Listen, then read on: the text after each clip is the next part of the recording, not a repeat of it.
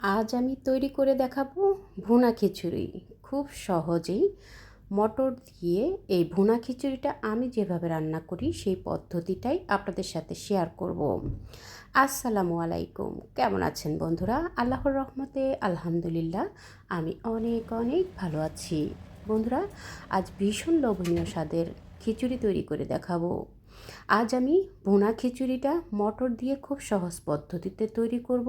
ঝটপট করে আজকের এই খিচুড়িটা আমি যেভাবে তৈরি করি সেই পদ্ধতিটাই আপনাদের সাথে শেয়ার করব। আশা করছি সঙ্গেই থাকবেন, পুরো রেসিপিটা দেখে সুন্দর সুন্দর কমেন্টস করে উৎসাহিত করবেন।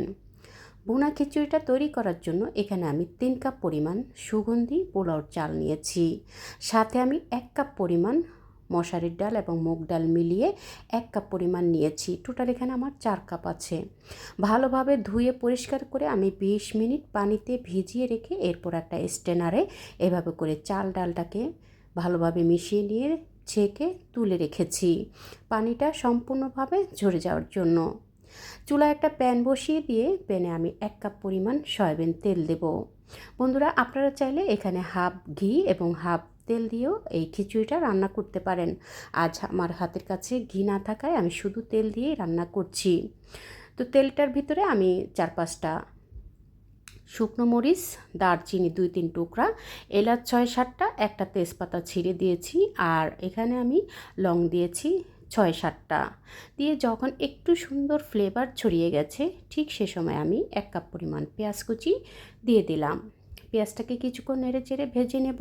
হালকা বাদামি কালার হয়ে আসলে এখানে আমি কিছু মশলা ব্যবহার করব। তো বন্ধুরা, কিছুক্ষণ নেড়ে চেড়ে হালকা বাদামি কালার যখন হয়ে এসেছে তখন আমি এখানে স্বাদ মতো লবণ দিয়ে দিলাম। আমি এখানে প্রায় 1.5 চা চামচের মতো লবণ দিয়েছি এবং 1 চা চামচ হলুদের গুঁড়া দিয়েছি।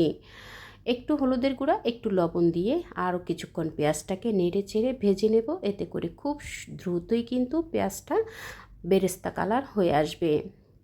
1.5 টেবিল চামচ দিয়ে দিলাম আদা রসুনের পেস্ট। আদা রসুনের পেস্টটাকে কিছুক্ষণ পেঁয়াজের সাথে তেলে কিছুক্ষণ ভেজে নিলে কাঁচা গন্ধটা দূর হয়ে যাবে, সুন্দর একটা ফ্লেভার চলে আসবে। তো বন্ধুরা, কিছুক্ষণ নেড়ে চেড়ে ভেজে নেওয়ার পরে আমি আগের থেকে ধুয়ে পানি ঝরিয়ে রাখা মিক্স করা চাল ডালটাকে দিয়েছি। আপনারা চাইলে মুগ ডালটাকে ভেজে নিয়ে একই সাথে মিক্স করে এরপর আপনারা এই খিচুড়িটা রান্না করতে পারেন। আমি আজ আর ভেজে নিইনি, ঝটপট করি একসাথে মিশিয়ে নিয়ে আমি যেভাবে ঝটপট করে এই খিচুড়িটা রান্না করি সেই পদ্ধতিটাই আপনাদের সাথে শেয়ার করলাম। মিক্স করা চাল ডালটাকে দিয়ে কিছুক্ষণ তেলে ভেজে নেব। এতে করে খুব সুন্দর ঝরঝরে ভুনা খিচুড়ি তৈরি হবে। তো বন্ধুরা, কিছুক্ষণ ফ্লেভার আসা পর্যন্ত চাল এবং ডালটাকে একটু ভেজে নেব। কিছুক্ষণ এভাবে নেড়ে চেড়ে ভাজলে সুন্দর একটা স্মেল কিন্তু ছড়িয়ে যাবে চাল এবং ডাল ভাজার। আমি চুলায় আগের থেকেই গরম পানি বসিয়ে রেখেছি। তো আমি গরম পানিটা দিয়ে এই খিচুড়িটা রান্না করব। তো আমি চুলায় আগের থেকেই গরম পানিটা বসিয়ে রেখে পাশের চুলাতেই কিন্তু আমি মিক্স করে রাখা চাল ডালটাকে একটু ভেজে নিচ্ছি। এতে করে সুন্দর ঝরঝরে এবং দারুণ একটা খিচুড়ি তৈরি হয়ে যাবে।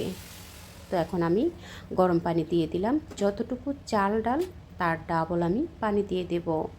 অর্থাৎ এখানে আমার চাল এবং ডাল মিক্স করে নিয়ে 4 কাপ হয়েছে, আমি এখানে 8 কাপের মতো পানি দিয়েছি। পানিটা দিয়ে একটু নেড়ে চেড়ে চুলার আঁচ হাইতে রেখে বলক তুলে নেব। বলকটা এসে গেলে এরপর আমি চুলার আঁচটা একটু কমিয়ে দেব। 1 চা চামচের মতো দিয়ে দিলাম চিনি। এটা চাইলে আপনারা স্কিপ করতে পারেন, তবে খিচুড়িতে একটু চিনি, একটু গুঁড়ো দুধ ব্যবহার করলে আমার কাছে কিন্তু টেস্টটা অনেক ভালো আসে। 2 টেবিল চামচ দিয়ে দিলাম গুঁড়ো দুধ। আপনারা চাইলে এখানে লিকুইড দুধটাও ব্যবহার করতে পারেন। সেক্ষেত্রে যতটুকু লিকুইড দুধ ব্যবহার করবেন ততটুকু পানি কমিয়ে রেখে এরপর আপনারা লিকুইড দুধটা অ্যাড করে দিতে পারেন। দেখুন, কিছুক্ষণ নেড়ে চেড়ে দেওয়ার পরে কিন্তু এভাবে করে পানিটা যখন শুকিয়ে যাবে এরপর কিন্তু আমি মটরশুঁটিটা দিয়ে দেব। মটরশুঁটি এবং কাঁচামরিচ দিয়ে দিলাম। আমার এটা ফ্রোজেন করা শীত মৌসুমে আমি ফ্রোজেন করে মটরশুঁটিটা রেখে দিয়েছিলাম। সেই মটরশুঁটি এবং কাঁচামরিচ সাথে দিয়ে চুলার আঁচ মিডিয়ামে রেখে আমি ঢাকনা দিয়ে 10 মিনিট এভাবে রেখে দিয়েছি। দেখুন বন্ধুরা, খুব সুন্দর ঝরঝরে ভুনা খিচুড়ি কিন্তু আমার রেডি হয়ে গেছে।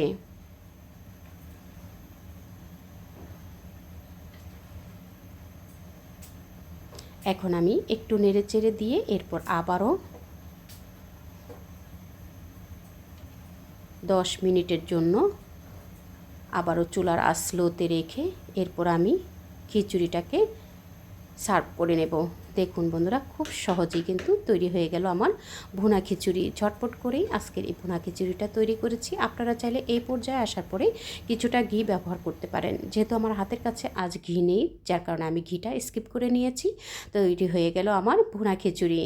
বন্ধুরা, ঝটপট করেই আজকের এই ভুনা খিচুড়িটা, মটর ভুনা খিচুড়িটা আমি তৈরি করে নিয়েছি।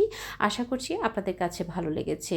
ভালো লেগে থাকলে প্লিজ বন্ধুরা আপনারা আপনাদের টাইমলাইনে শেয়ার করে দিয়ে ফ্যামিলি ফ্রেন্ডসকে দেখার সুযোগ করে দিতে পারেন। ফেসবুক পেজ থেকে দেখে থাকলে পেজটাকে ফলো করে দিবেন এবং ইউটিউব চ্যানেল থেকে দেখে থাকলে রেসিপিটা ফুল ওয়াচ করে সাবস্ক্রাইব করে অল বাটনে ক্লিক করে দেবেন। পরবর্তী রেসিপি দেখার আমন্ত্রণ রইল। আল্লাহ হাফিজ।